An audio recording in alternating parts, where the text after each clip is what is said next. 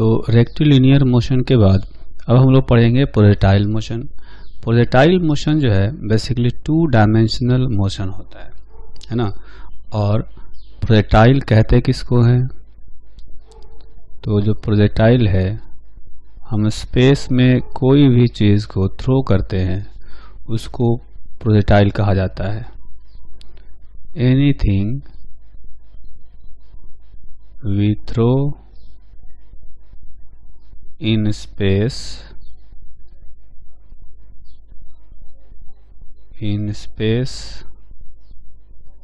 is known as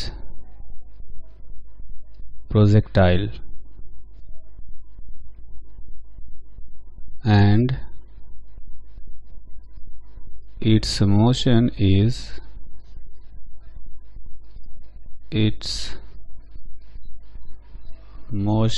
is called projectile motion।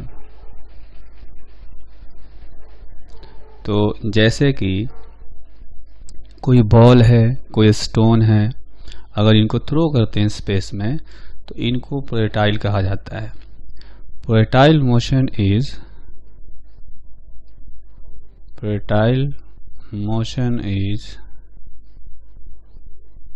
2 dimensional motion. एक plane में motion होता है, और प्लेन में होता है तो उनके मोशन को हमेशा 2 म्यूचुअली परपेंडिकुलर डायरेक्शन में ब्रेक किया जा सकता है। इसीलिए प्रोजेक्टाइल मोशन को 2 डायमेंशनल मोशन कहा जाता है। तो प्रोजेक्टाइल मोशन तो कई तरीके के होते हैं, है ना। एक ground to ground projectile motion होता है, एक प्रोजेक्टाइल फ्रॉम टावर होता है, एक होता है projectile projected on inclined plane. तो ये तीनों केस हम लोग बारी बारी से पढ़ेंगे। जो पहला प्रोजेक्टाइल मोशन है जिससे कि हमेशा क्वेश्चंस आते हैं उसको कहा जाता है ग्राउंड टू ग्राउंड प्रोजेक्टाइल। उसको कहते हैं ग्राउंड टू ग्राउंड प्रोजेक्टाइल, मतलब ग्राउंड से प्रोजेक्ट किया और फिर वापस ग्राउंड पर ही आता है। ठीक है, तो ऐसे प्रोजेक्टाइल को हम लोग सोल्व करने के लिए पहले एक y और x एक्सिस ड्रॉ करते हैं, है ना। जैसे कि ये आप देखेंगे जो वर्टिकल डायरेक्शन में दिखाया गया है ये है y एक्सिस, और ये जो हॉरिजॉन्टल डायरेक्शन में हम लोग ड्रॉ कर रहे हैं ये हो गया x एक्सिस। ठीक, अब इस प्रोजेक्टाइल को जो है ऑरिजिन से, मान लेते हैं कि यहाँ से ऑरिजिन से थीटा एंगल पर और u वेलोसिटी से इसको प्रोजेक्ट किया गया। ठीक, इसमें एक्सेलरेशन जो है वो हमेशा कांस्टेंट रहेगा और g के इक्वल रहेगा। तो कह सकते हैं a particle is projected at angle theta from horizontal at, और कह सकते हैं कि with speed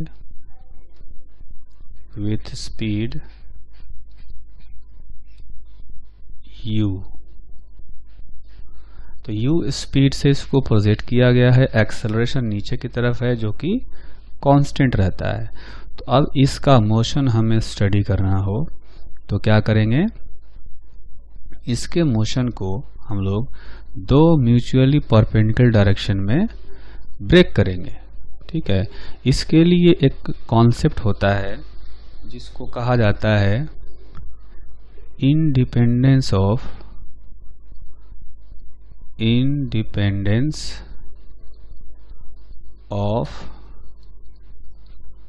2 mutually perpendicular motions.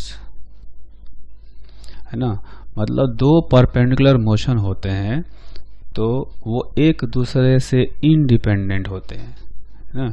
इसका मतलब हुआ motions of a particle in two mutually perpendicular directions are independent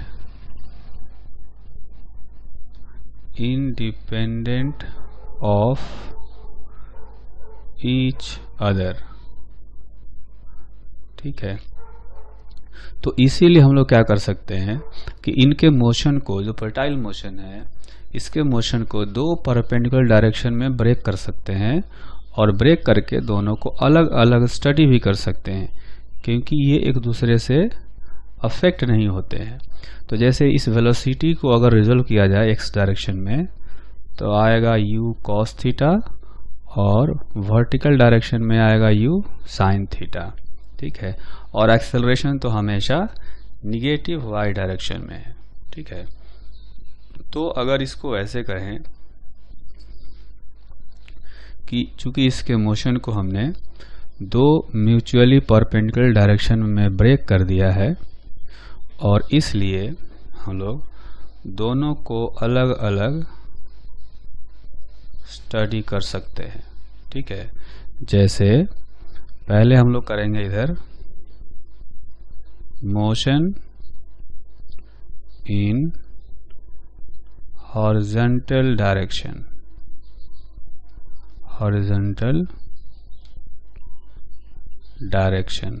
और उसी तरह से हम लोग साथ में ये भी देखेंगे मोशन इन वर्टिकल डायरेक्शन। ठीक है, तो आप देखेंगे फिगर में, तो फिगर में हॉरिजॉन्टल डायरेक्शन में देखें तो इनिशियल वेलोसिटी है u cos थीटा और एक्सेलरेशन का इस g का कोई भी कंपोनेंट इधर नहीं आएगा, है ना। तो ये कह सकते हैं कि हॉरिजॉन्टल डायरेक्शन में अपने पास एक पार्टिकल है ना, एक पार्टिकल है जिसकी इनिशियल वेलोसिटी x डायरेक्शन में u cos थीटा है और इसका जो एक्सेलरेशन है वो 0 है। ठीक, उसी तरह से इस पार्टिकल का मोशन अगर वर्टिकल डायरेक्शन में देखें तो आप देखेंगे कि पार्टिकल की इनिशियल वेलोसिटी है u sin थीटा, वो भी ऊपर की तरफ, और एक्सेलरेशन जो है वर्टिकल डायरेक्शन में नीचे की तरफ है g। ठीक, तो यहाँ पर लिखते हैं, तो ये जो पार्टिकल है इसकी वेलोसिटी अपवर्ड डायरेक्शन में है uy, इसको लिख सकते हैं u sin थीटा, और जो एक्सेलरेशन है ay इसको लिख सकते हैं -g। ठीक है, तो जैसे किसी स्टोन को अगर ऊपर फेंका जाए तो क्या होता है, वो हाईएस्ट पॉइंट पर जा कर के रुकता है और फिर वहाँ से वापस नीचे आ जाता है। ठीक है, तो जब नीचे आता है वैसा ही मोशन देखेंगे कि इसका भी होगा, इसकी वेलोसिटी ऊपर की तरफ है, ऊपर जाएगा और जा कर के ये फिर से इसकी वेलोसिटी यहाँ पर कहीं 0 हो जाएगी, है ना, फिर ये यहाँ से वापस मुड़ेगा। ठीक है, और वापस मुड़ करके वो फिर से नीचे की तरफ चलना शुरू करेगा।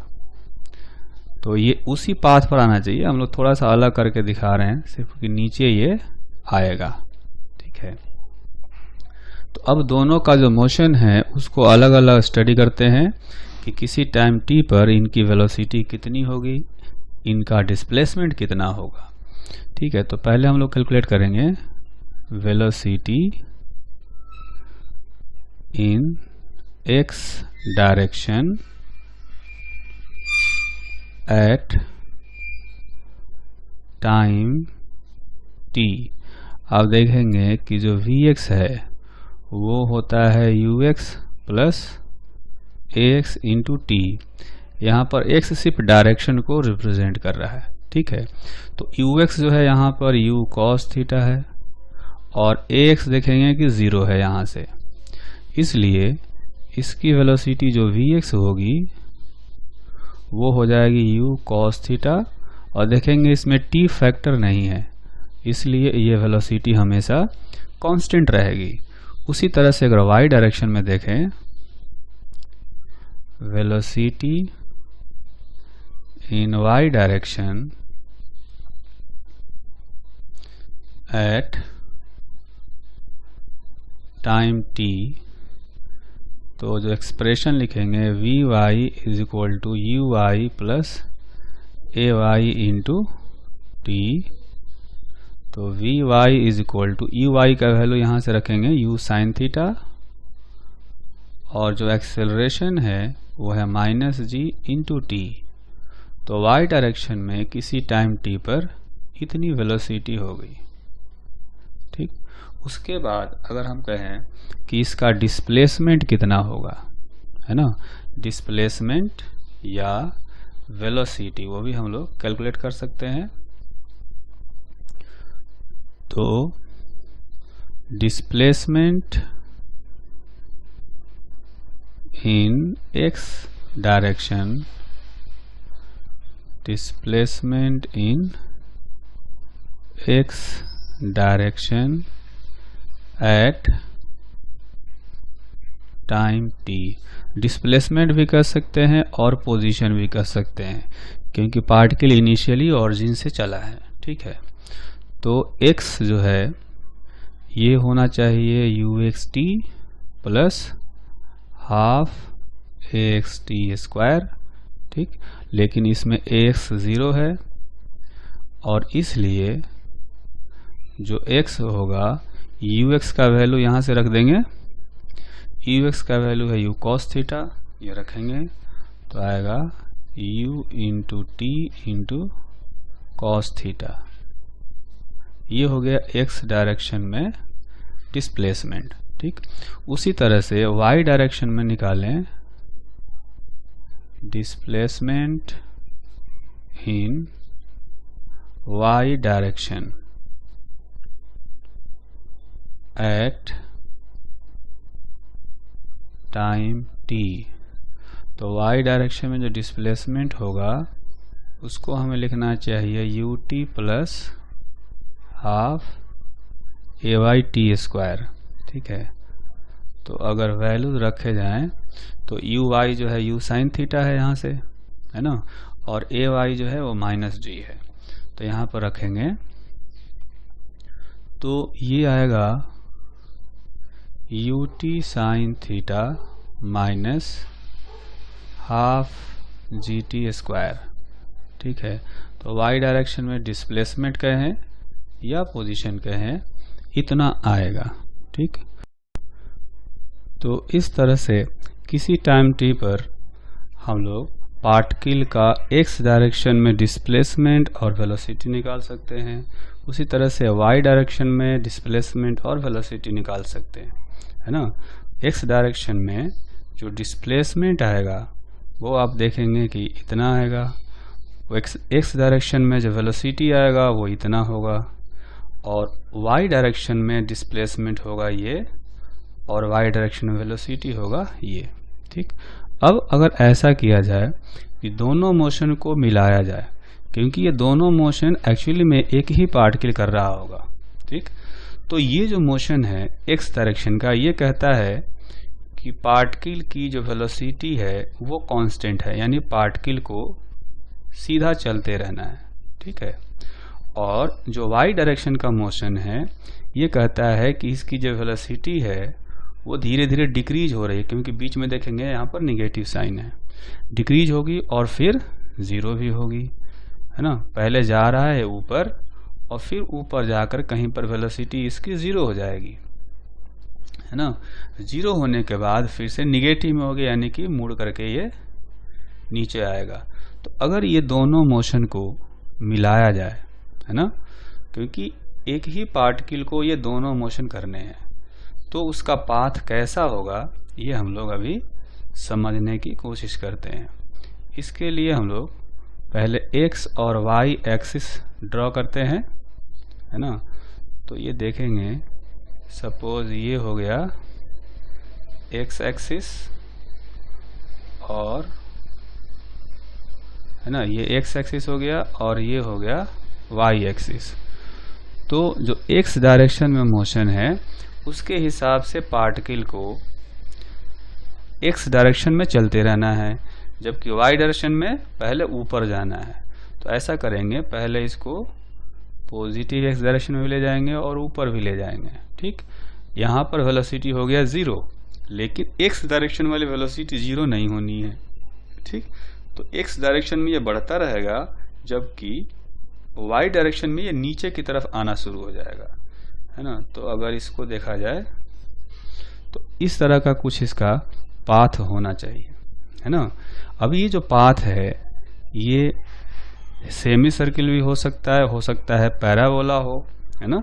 ये सारी चीज़ें हमें अभी पता करनी चाहिए। तो पता करने के लिए हम लोग एक फिगर ड्रॉ करते हैं। फिर से हमने फिगर बनाया है और फिगर में आप देखेंगे कि x y एक्सिस ड्रॉ किया है और पार्टिकल का पाथ दिखाया है, ठीक है। मान लिया जाए कि किसी टाइम t पर ये जो पार्टिकल है वो कहीं यहाँ पर है, तो इसका जो कोऑर्डिनेट होगा उसके पोजीशन का वो है x y, है ना। तो उसमें से ये जो हाइट है ये होना चाहिए y के इक्वल, है ना। ये y जो होगा ये अभी हमने डिराइव किया है यहाँ पर, वो वैल्यू आप चेक कर सकते हैं कि जो वैल्यू हमने डिराइव किया है वो कितना आया था, है ना। y का वैल्यू आया था ut sin theta minus half gt square, ठीक है। तो यहाँ पर लिखेंगे y is equal to ut sin theta minus half gt square. उसी तरह से ये जो x कोऑर्डिनेट है ना, ये x कोऑर्डिनेट इसका होगा जो हमने डिराइव किया था, वो आया था x is equal to ut cos theta, है ना। आप देखेंगे यहाँ पर ये हमने डिराइव किया था, तो आया था x is equal to ut cos theta, ठीक। तो ये तो हो गया पार्टिकल का पोजीशन। अब देखें तो उसकी जो वेलोसिटी होगी x डायरेक्शन में, इसकी वेलोसिटी होगी vx, जो कि कांस्टेंट रहती है u cos थीटा, और y डायरेक्शन में इसकी जो वेलोसिटी होगी किसी टाइम t पर वो होगी ut sin theta minus gt, है ना। ये दोनों वैल्यू अभी हमने जस्ट डिराइव किया था। यहाँ पर आप देखेंगे, यहाँ पर x डायरेक्शन में वेलोसिटी था u cos थीटा और y डायरेक्शन में u sin theta minus gt, ठीक है। तो ये वेलोसिटी हो गया। अब इन दोनों का जो रिजल्टेंट होगा, जिसको कि हम लोग नेट इंस्टेंटेनियस वेलोसिटी कर सकते हैं, वो आएगा इधर, है ना। ये नेट इंस्टेंटेनियस वेलोसिटी है। हमें पता है कि इंस्टेंटेनियस वेलोसिटी हमेशा पाथ के टेंजेंट के अलोंग होता है, ठीक है। तो ये टेंजेंट के अलोंग है और ये x एक्सिस से अल्फा एंगल बना रहा है, यानी अल्फा डायरेक्शन पर चल रहा होगा, ठीक। तो अगर ये कहें कि इसकी नेट वेलोसिटी हमें फाइंड करनी है या नेट पोजीशन पता करना है किसी टाइम t पर, तो कैसे पता करेंगे, है ना। Net velocity and net position at time t। तो पार्टिकल का नेट पोजीशन कहें या डिस्प्लेसमेंट कहें, दोनों ही बराबर होगा, क्योंकि पार्टिकल इनिशियली कहाँ था, ओरिजिन पर था, है ना। तो इसलिए कह सकते हैं कि पार्टिकल का जो नेट वेलोसिटी होगा इसको हम लोग लिख सकते हैं वेक्टर फॉर्म में vx i cap plus vy j cap. जहाँ पर जो Vx है उसकी वैल्यू होगी इतनी u cos थीटा, तो लिखेंगे u cos theta i cap plus Vy का वैल्यू यहाँ से रखेंगे, तो ये आएगा ut sign theta minus gt j cap, है ना, ये आ गया। उसी तरह से अगर इनकी वेलोसिटी पोजीशन निकालना हो तो पोजीशन किसी टाइम t पर हम लोग लिख सकते हैं x i cap y j cap, ठीक है। तो ये हमने डिराइव कर लिया है, लेकिन इनको एक बार यहाँ पर हम लोग इसको लिखते हैं कि जो नेट वेलोसिटी होगी और नेट पोजीशन होगा, है ना। पहले पोजीशन लिख लेते हैं, ये होगा x i cap y j cap और x का वैल्यू रखेंगे ut cos थीटा जो यहाँ हमने लिखा हुआ है i कैप प्लस y का जो वैल्यू है y कोऑर्डिनेट का यहाँ से लिखेंगे, ये आएगा ut sign theta minus half gt square j cap. तो ये हो गया पोजीशन। और अगर नेट वेलोसिटी लिखना हो तो एग्जैक्टली हमने यहाँ लिखा हुआ है, वो होगा u cos theta i cap plus u sine theta minus gt j cap, ठीक है। ये नेट वेलोसिटी हो गया। अब हम ये बता सकते हैं कि किसी टाइम t पर पार्टिकल कहाँ पर होगा पोजीशन से, और पार्टिकल की वेलोसिटी कितनी होगी यहाँ से, उसका डायरेक्शन यानी कि एंगल अल्फा भी बता सकते हैं। कैसे बता सकते हैं? इसके लिए हमें एक वेक्टर ट्रायंगल बनाना होगा, है ना। वो वेक्टर ट्रायंगल बनाते हैं यहाँ पर। अब देखेंगे कि x डायरेक्शन की जो वेलोसिटी है वो है इधर की तरफ, ये हो गया vx, ठीक। और y डायरेक्शन वाली जो वेलोसिटी है वो ऊपर की तरफ है vy, और नेट वेलोसिटी है ऐसे, जो कि x डायरेक्शन से अल्फा एंगल बना रहा है। तो यहाँ भी हम लोग ये एंगल अल्फा दिखा सकते हैं, ठीक है।